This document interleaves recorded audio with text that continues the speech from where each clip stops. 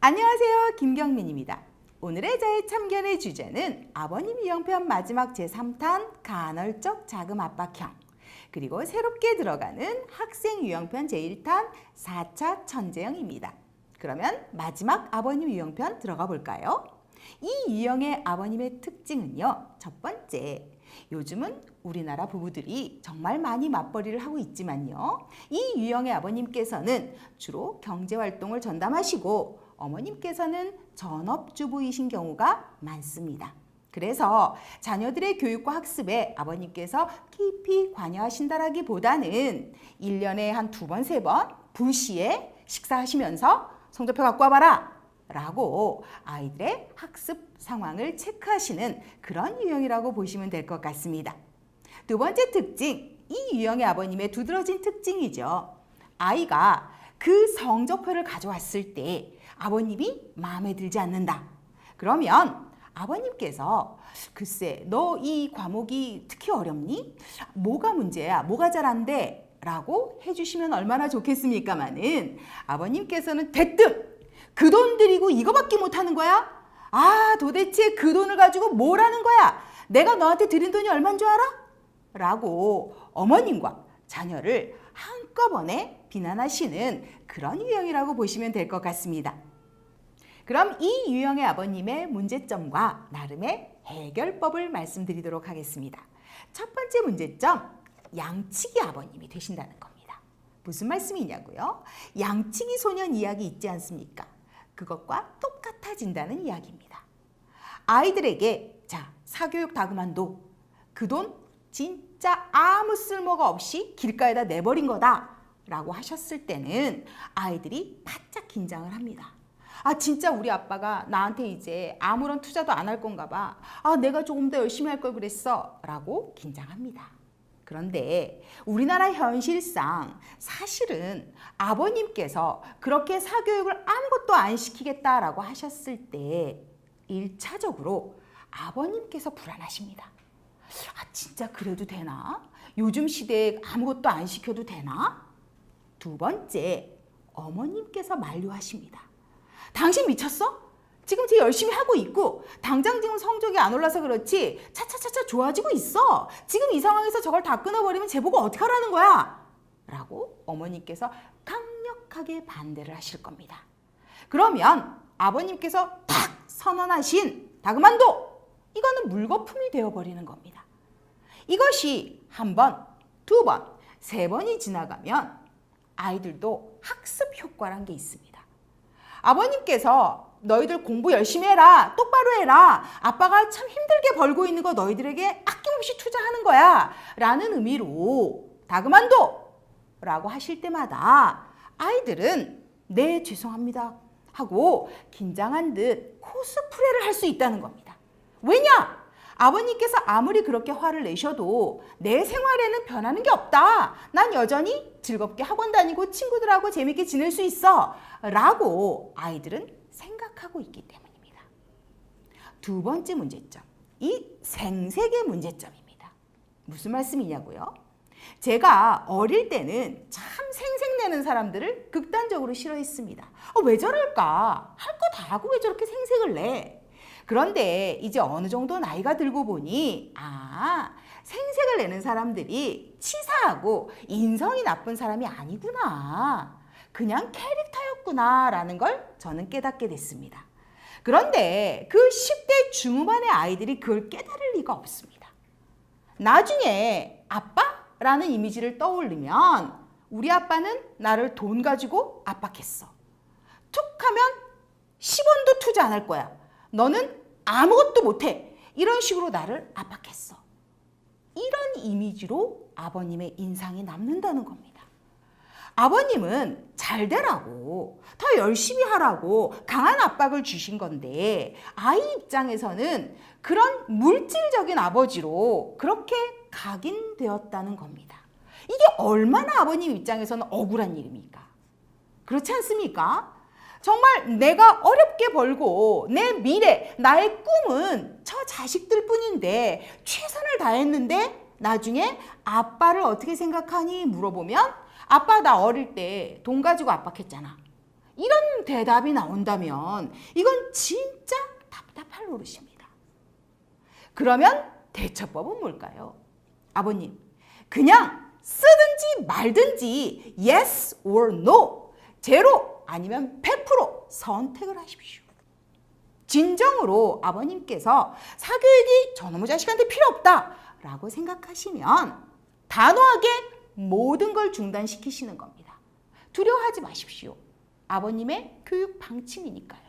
어머님하고 의논하셔서 단호하게 모든 걸 끊어버리시는 겁니다. 적어도 6개월은 하셔야 됩니다. 그래야 아이가 한 달은 편안합니다. 아무 데도 안 가. 너무 재밌어. 2달, 3달 불안해집니다. 우리 부모님이 진짜 이렇게 가실 건가? 나 이거 어떡하지? 6개월은 단호하게 끊으셔야 됩니다. 아니면 아예 돈 가지고 다 끊어버릴 거야. 내가 10원도 투자 안 해. 야, 그 돈 쌓아놓으면 야 우리 집이야 지금 벌써 야 얼마나 부자겠냐. 이런 말씀을 하지 마십시오. 둘 중에 하나라고 전 생각합니다. 그래야 그 결과가 좋든 나쁘든 떠나서 아버님의 진정한 사랑이 왜곡되지 않을 거라고 저는 생각하기 때문입니다. 학생 유형편 제1탄 4차 천재형입니다. 이 유형의 학생의 특징 첫 번째, 타고난 우수성입니다. 머리가 뛰어난 거죠. 열심히 공부해서 좋은 성적을 얻는 그런 수재형 학생과는 차별화됩니다. 저희가 많이 봤던 대장금 드라마에서 너는 어찌 홍시라고 생각하였느냐? 라고 물어보니 아기 대장금이 그랬습니다. 홍시 맛이 나서 홍시라 말씀드렸습니다. 다른 이유는 없습니다. 라고 대답합니다.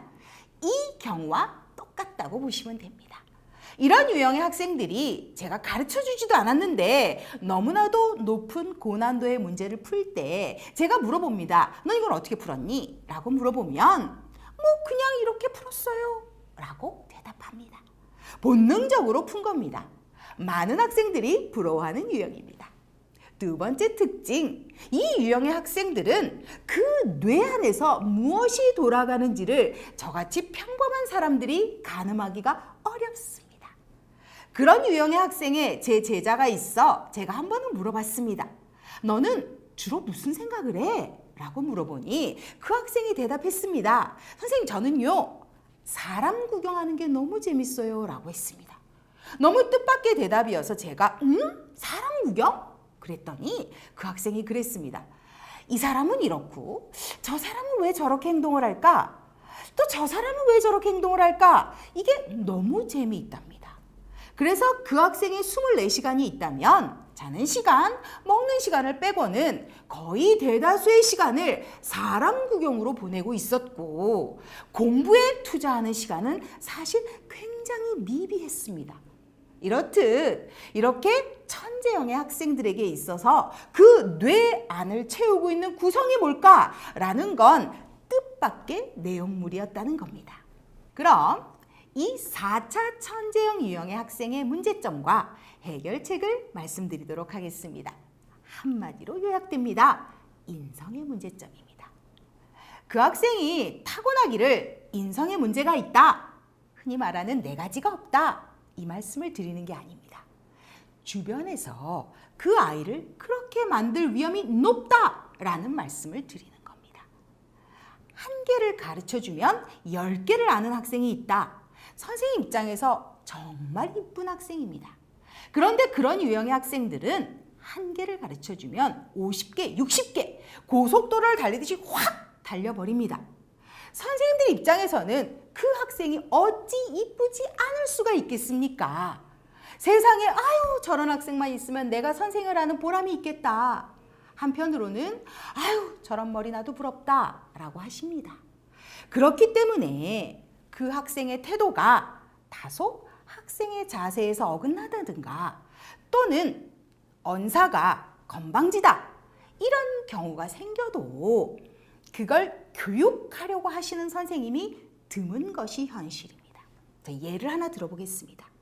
제 학생 중에 강남에 자사고 탑 학생이 있었습니다.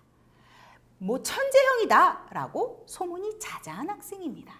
그런데 그 학생이 항상 제 수업을 들어올 때면 15분, 20분씩 지각을 했고요. 또 지각한 데다가 중간중간 머리가 아프다 이러면서 엎드려서 자고요. 또 과제물을 해왔냐? 라고 물어보면 자기의 스케줄에 맞지 않아서 못했다 라고 떳떳하게 이야기하곤 했습니다. 저도 참는 데에 한계가 있으니까 한 번, 두 번, 세 번 그날은 인내의 한계를 치는 날이었습니다.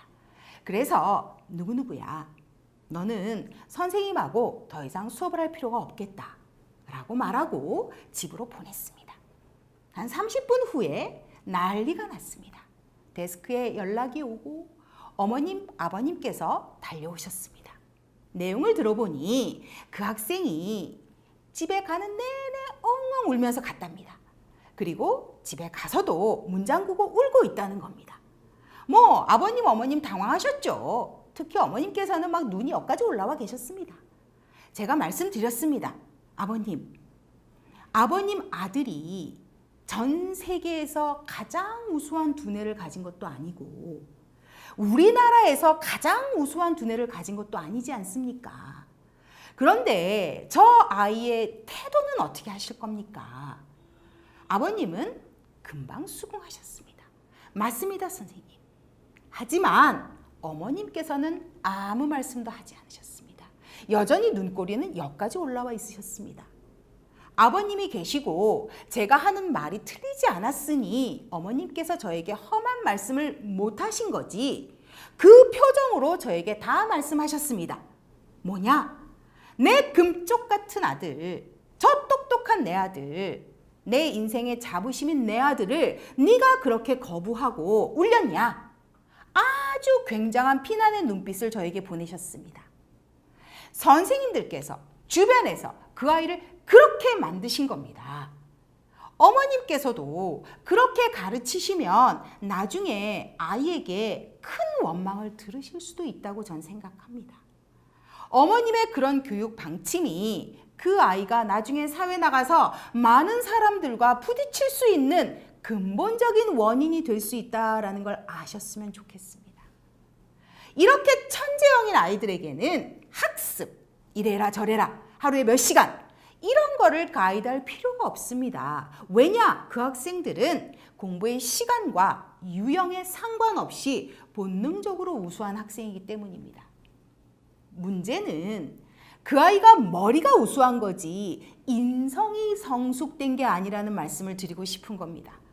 아이는 아이다. 제가 늘 명심하고 있는 슬로건입니다. 그 아이는 여전히 미숙한 아이이고 배워야 할 게 많은 학생입니다. 머리가 우수하다고 해서 그 부분을 놓치지 마셔야 한다라고 저는 강변드립니다. 이렇게 저의 오늘의 참견은 마무리해 보도록 하겠습니다. 다음 편도 여전히 학생 유형편으로 이어질 계획입니다. 많은 관심과 기다림 부탁드립니다. 감사합니다. 김경민이었습니다.